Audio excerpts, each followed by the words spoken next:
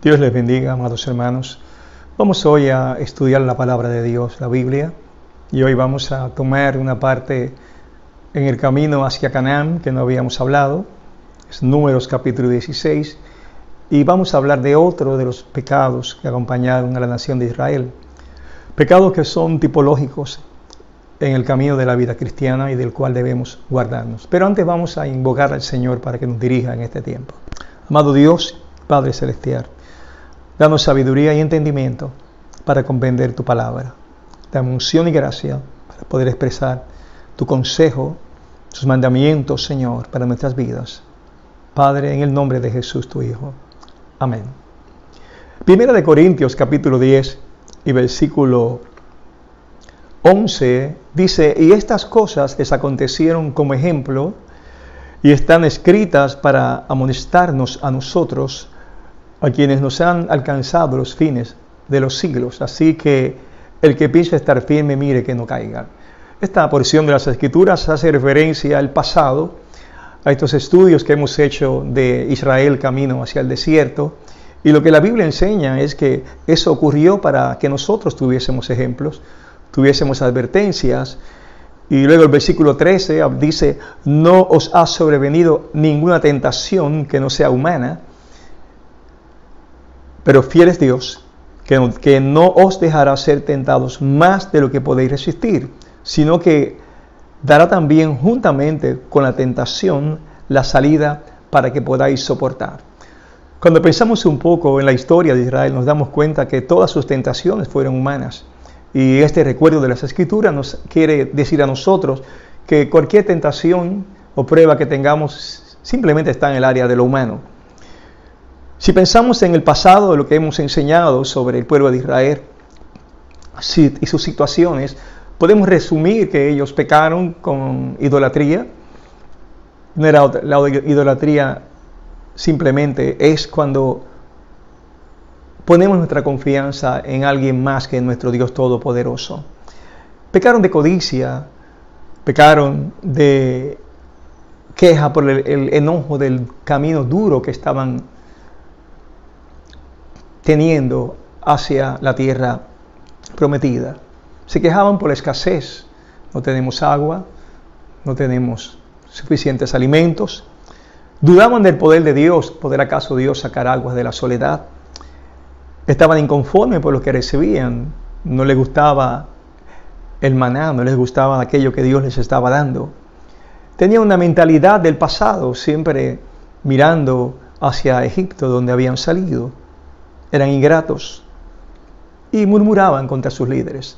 En esos 9 temas pueden resumir lo que hemos visto de la nación, y esos pecados son conductas que a veces nos acompañan y en el cual a veces caemos en tentaciones.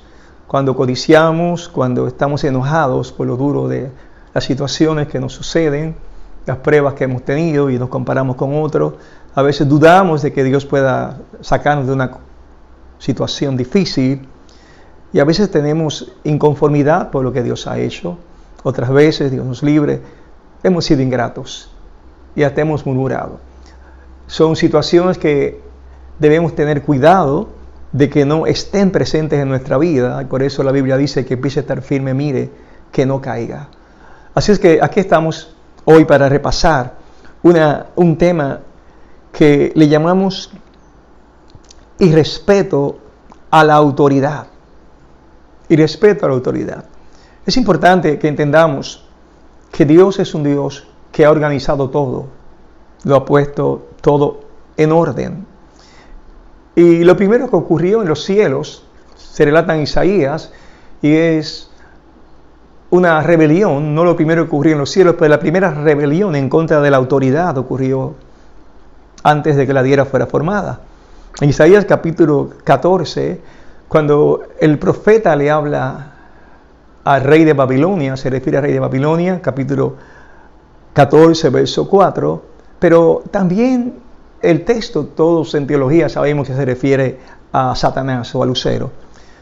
Isaías 14, 4 dice: pronunciarás este proverbio contra el rey de Babilonia y dirás: ¿cómo paró el opresor? ¿Cómo acabó la ciudad codiciosa de oro?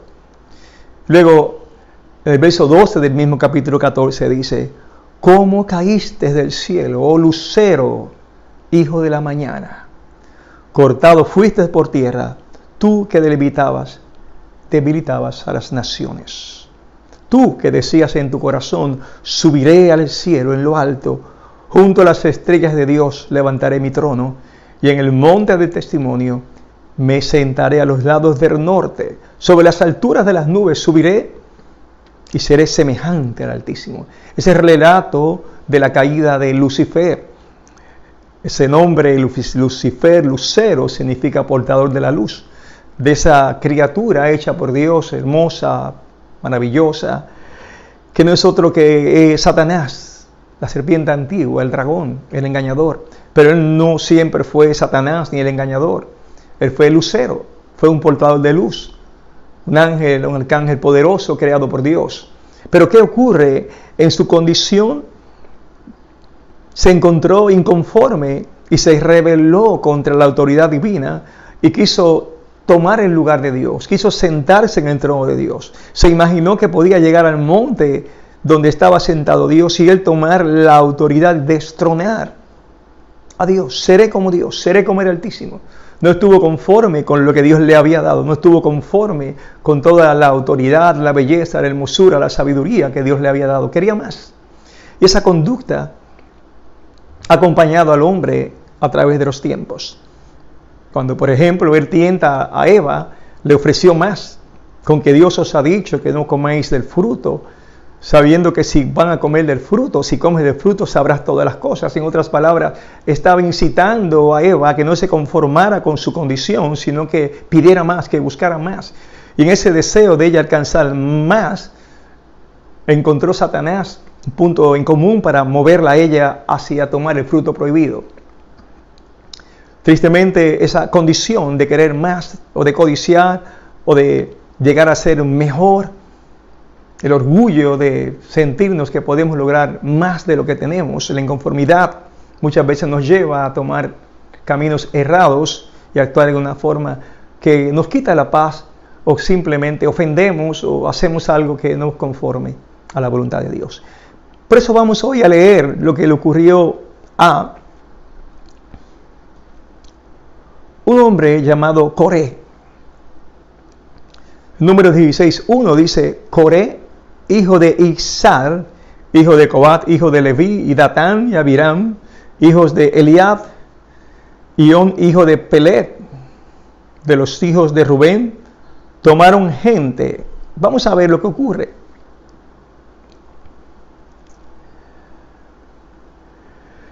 Están en el desierto. No se sabe si fue en el año 37 de estar deambulando por el desierto. No se sabe si fue al comienzo. Lo que sí se sabe es que ocurrió que un descendiente de los levitas, o un levita mismo, Coré, bisnieto de Leví, y dos personas más, Datán y Abiram, hijos de Eliab, y hijo de Pelet, de los hijos de Rubén, tomaron gente. Y dice el versículo 2, ¿para qué tomaron esa gente? Dice: y se levantaron contra Moisés con 250 varones de los hijos de Israel, príncipes de la congregación del consejo, varones de renombre. Se levantaron, hicieron una revuelta contra Moisés con 250 varones, y no cualquiera, eran príncipes, gente respetada, gente de autoridad, gente que cuando las masas le vieran caminar con Coat, con Coré, y le vieran caminar con el grupo, serían respetados. Se levantaron, ya no era murmuración como en otras ocasiones, ya era algo organizado para tratar de acabar con la autoridad de Moisés y Aarón. Algo organizado para que ellos fueran quitados como los dirigentes de Israel y ellos tomar la posición que ostentaban tanto Moisés como Aarón. Y miremos bien cuál fue su alegación para hacer eso. Versículo 3 dice, y se juntaron contra Moisés y Aarón y les dijeron, basta ya de vosotros, porque toda la congregación, todos ellos son santos, y en medio de ellos está Jehová.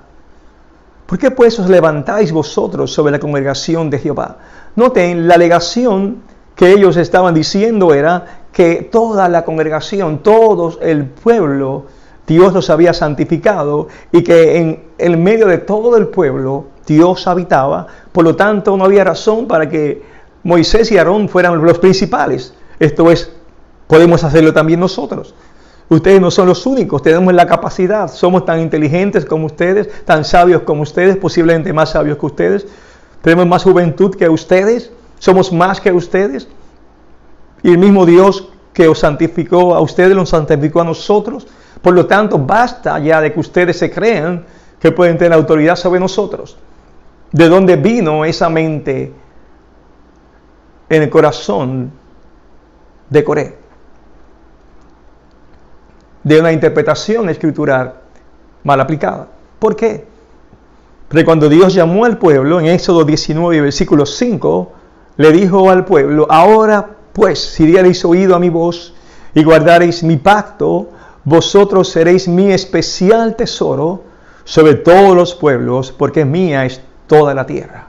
Y vosotros me seréis un reino de sacerdotes y gente santa. Estas son las palabras que dirás a los hijos de Israel. Así es que Moisés les dijo a los hijos de Israel lo que Dios comunica en estos textos. Que Dios le dijo que ellos eran un pueblo especial, un pueblo santo, un tesoro para Dios. Y más, también le dijo que ellos serían un reino de sacerdotes. Por lo tanto, no estaba mintiendo Coré. Coré había oído la voz de Dios a través de Moisés y habían entendido que ellos eran sacerdotes, un reino de sacerdotes, y habían entendido que ellos eran gente santa. Por tanto, lo que él dijo no era mentira, era verdad. Sin embargo, esa verdad no invalidaba la otra verdad de que Dios había puesto a Moisés y a Aarón como cabeza del pueblo. Era una verdad mal interpretada, una verdad para ser utilizada para tratar de quitar del medio a Moisés. Hay peligro en que nosotros tomemos las escrituras para tratar de justificar nuestras posiciones a fin de lograr algo. De hecho, la palabra de Dios puede ser manipulada, puede ser utilizada, mal enseñada. Por eso existen falsos maestros, falsos profetas. Por eso hay personas que mal guían a la congregación porque utilizan la palabra para su beneficio, utilizan la palabra sacándola del contexto en que fue escrita y para justificar conductas. Para eso es necesario tener discernimiento espiritual y sana doctrina. Así es que estos hombres de momento parecían justificados en su petición. Por eso pudieron levantar 250 personas que les seguían, porque esos principales que les seguían estaban escuchando razones que parece que tenían mérito.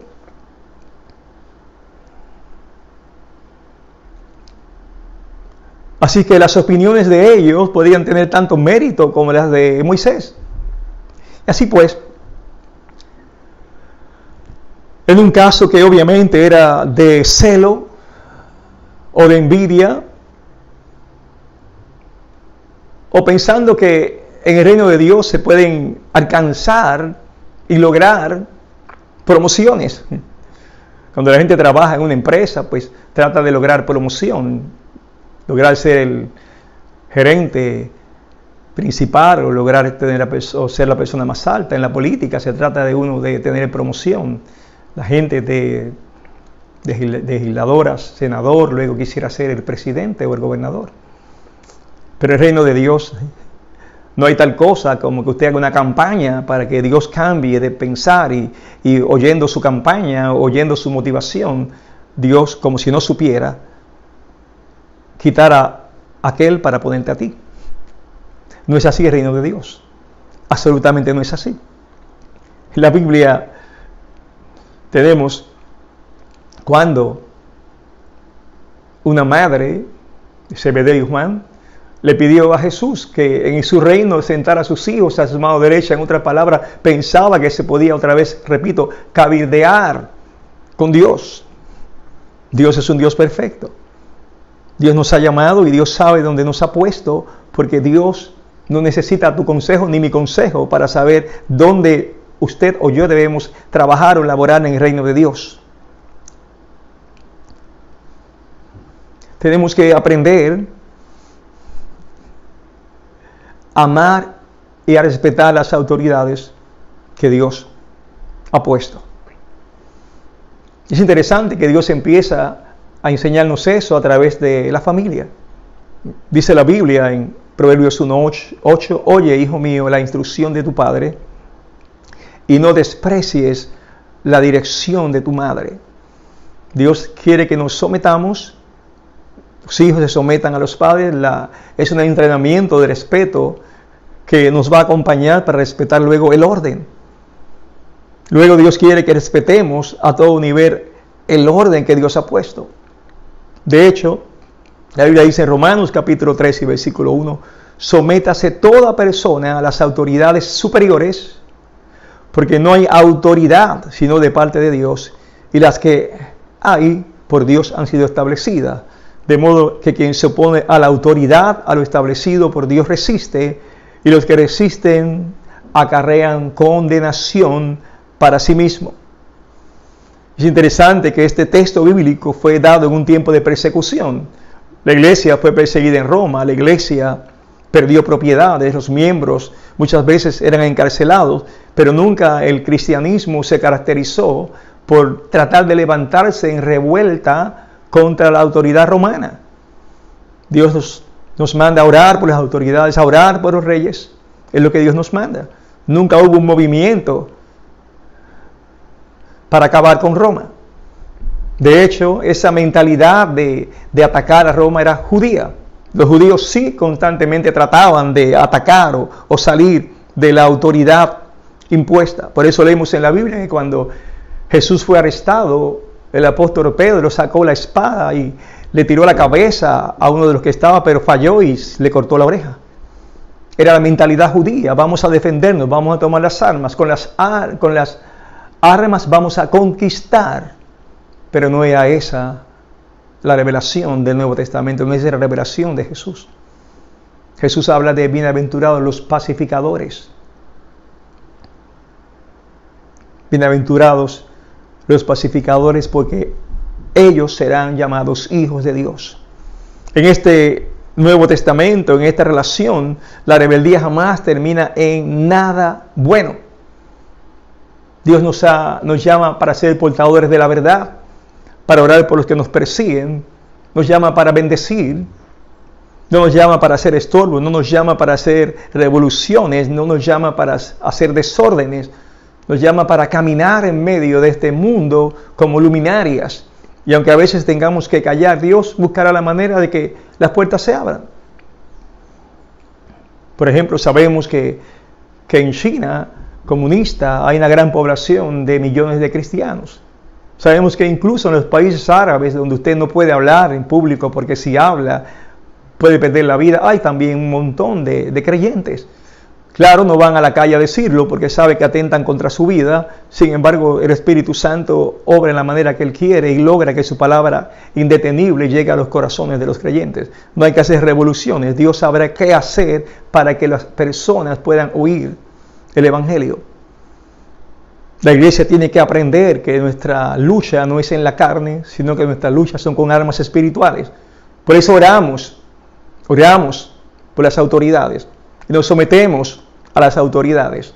Un llamado a la desobediencia es simplemente desobedecer las Escrituras.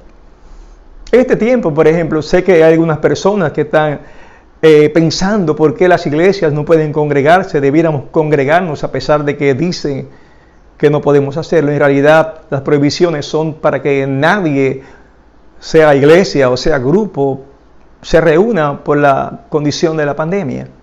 Sin embargo, eso no detiene a la iglesia. Es más, yo puedo entender que hay, y muchos más lo han escrito, que hay un gran avivamiento en las iglesias, porque a pesar de que no nos estamos reuniendo, nos hemos mantenido en oración, nos hemos mantenido en exhortación los unos a los otros.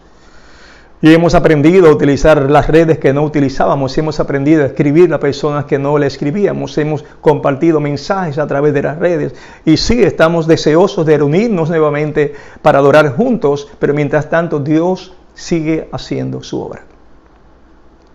No hay excusa para la rebelión, no hay excusa para desobedecer a Dios. El orden espiritual es un asunto muy profundo y muy necesario. Vamos entonces a seguir leyendo lo que pasó allá en Números. Números 16:4. ¿Qué hizo Moisés?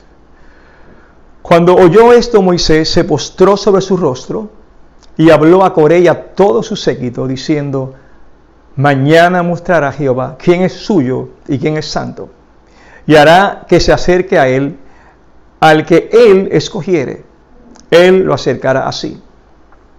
Haced esto, tomaos incensarios, Coré y todo su séquito, y poned fuego en ellos, y poned en ellos incienso delante de Jehová mañana, y el varón a quien Jehová escogiere, aquel será el santo, aquel será el santo.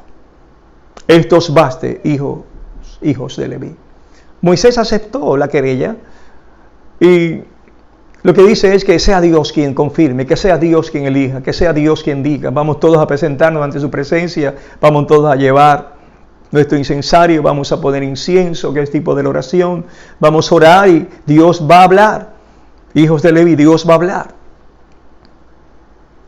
Y luego Moisés le habla a los hijos de Coré y le dice, verso 8, dijo más Moisés a Coré: oíd ahora, hijos de Leví, ¿os es poco que el Dios de Israel os haya apartado de la congregación de Israel, acercándoos a él para que ministréis en el servicio del tabernáculo de Jehová, y estéis delante de la congregación para ministrarles, y que te hizo acercar a ti y a todos tus hermanos, los hijos de Leví contigo?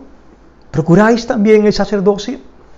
La confrontación es como decirles: no tiene valor lo que Dios ha hecho por ti. Ustedes no son gente común. Ustedes fueron gente escogida para servir. Ustedes han sido personas especiales que Dios los ha acercado. ¿No están conformes? Quizás entienden que lo que están haciendo no es digno de su capacidad. Se sienten que ustedes son más capaces de la responsabilidad que le dimos y por esa razón están luchando por algo mejor.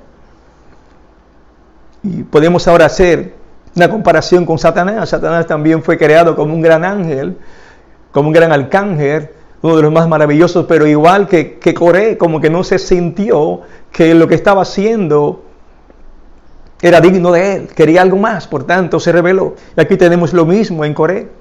Coré pensó que lo que estaba él viviendo, a pesar de que estaba mejor que muchos del pueblo en cuanto a cercanía, de hecho era primo de Moisés.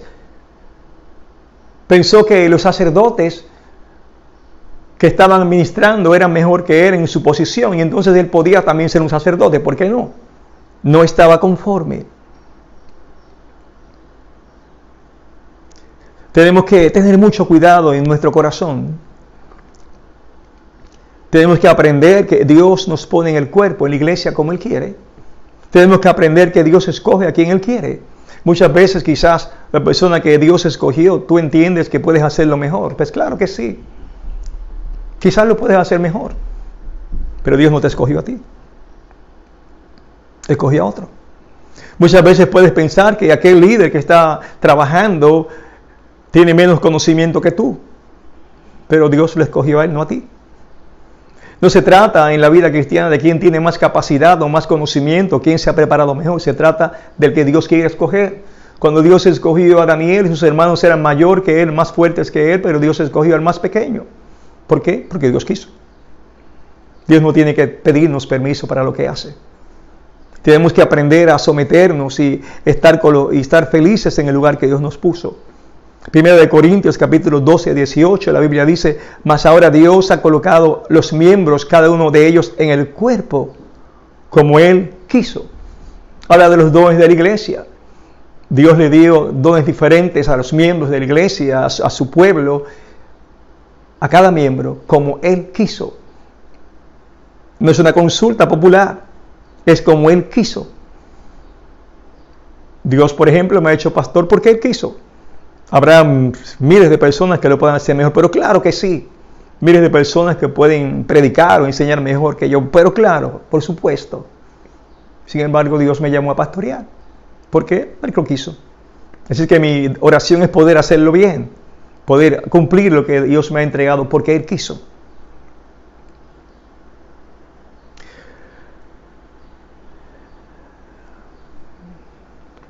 No cabildeamos lugares celestiales. Oramos para dar lo mejor de nuestras vidas. Respetamos las autoridades. Oramos por las autoridades. Bendecimos a nuestros líderes. Bendecimos a nuestros pastores. Y le damos gracias a Dios por lo que Él ha hecho en nuestras vidas. Que nos use conforme a como Él desea. Y luego sigue diciendo Números 16, versículo 11. Dice: por tanto, tú y todo tu séquito sois los que os juntáis contra Jehová. Pues Aarón, ¿qué es? Para que contra él murmuréis. Y lo que ocurre después, voy a leer exactamente la respuesta de Dios, pero no todos los datos, no todos los textos, pero vamos a leer el juicio de Dios. Muy severo, muy terrible. Número 16, versículo 28 dice: y dijo Moisés: en esto conoceréis que Jehová me ha enviado para que hiciese todas estas cosas y que no las hice de mi propia voluntad. Si como mueren todos los hombres murieren estos, o si ellos al ser visitados siguen la suerte de todos los hombres, Jehová no me envió. Mas si Jehová hiciere algo nuevo y la tierra abriere su boca y los tragare con todas sus cosas y descendieren vivos al Seol, entonces conoceréis que estos hombres irritaron a Jehová. Y aconteció que cuando cesó él de hablar todas estas palabras, se abrió la tierra que estaba debajo de ellos. Abrió la tierra su boca y los tragó a ellos, a sus casas, a todos los hombres de Coré y a todos sus bienes. Y a ellos con todo lo que tenían, descendieron vivos al Seol y los cubrió la tierra y perecieron de en medio de la congregación. Y todo Israel, los que estaban en derredor de ellos, huyeron al grito de ellos, porque decían: no nos trague también la tierra.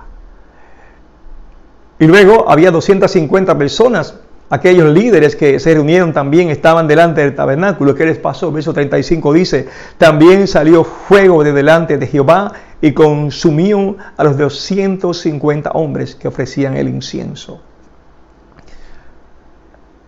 Dios juzga severamente. Pero sin embargo, el pueblo entonces, en vez de aprender, en vez de entender, la Biblia dice, en el verso 41 del mismo capítulo: al día siguiente toda la congregación de los hijos de Israel murmuró contra Moisés y Aarón diciendo: vosotros habéis dado muerte al pueblo de Jehová. Y aconteció que cuando se juntó la congregación contra Moisés y Aarón, miraron hacia el tabernáculo de reunión, y aquí la nube lo había cubierto, y apareció la gloria de Jehová. Entonces Dios comenzó a juzgar aquel pueblo, ya no a los 250, sino a todo el pueblo rebelde. Y la Biblia enseña, el verso 49, que hubo una mortandad. Y los que murieron en aquella mortandad fueron 14,700, sin los muertos, por la rebelión de Coré.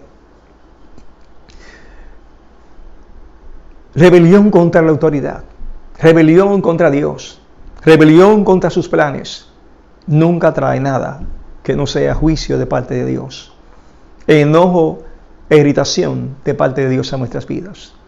Tenemos que aprender esta lección, que en nuestra vida cristiana tenemos no solo que andar conforme, sino que andar también en sujeción a la autoridad. La Biblia enseña, 1 de Pedro 2:13, por causa del Señor someteos a toda institución humana, ya sea rey como superior. 1 de Timoteo 2:1 también dice: exhorto, el apóstol Pablo le escribe a Timoteo y dice: exhorto ante todo a que se hagan rogativas, oraciones, peticiones y acciones de gracias por todos los hombres, por los reyes y por todos los que están en eminencia, para que vivamos quieta y reposadamente en toda piedad y honestidad, porque esto es bueno y agradable delante de Dios nuestro Salvador, el cual quiere que todos los hombres sean salvos y vengan al conocimiento de la verdad. Aprendamos de Coré a respetar, aprendamos de las Escrituras a orar por los que nos dirigen, que Dios abra su entendimiento, porque lo único que quiere Dios es que todos los hombres sean salvos y vengan al conocimiento de la verdad. Nos guste o no nos guste, nos toca obedecer y someternos a Dios. Dios sabrá cómo y cuándo, de qué manera y dónde debe Él hacer sus cosas. Mientras tanto, le servimos a un Dios esperando que Él se manifieste en gran manera.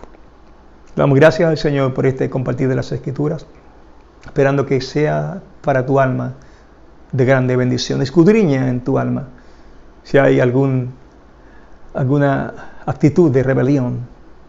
Oramos. Amado Padre Celestial, hemos compartido las Escrituras, te damos gracias.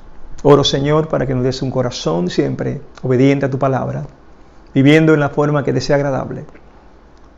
Obra en cada uno de los que han escuchado esta palabra conforme a tu voluntad. En el nombre de Jesús, tu Hijo amado. Amén. Dios les bendiga, amados hermanos.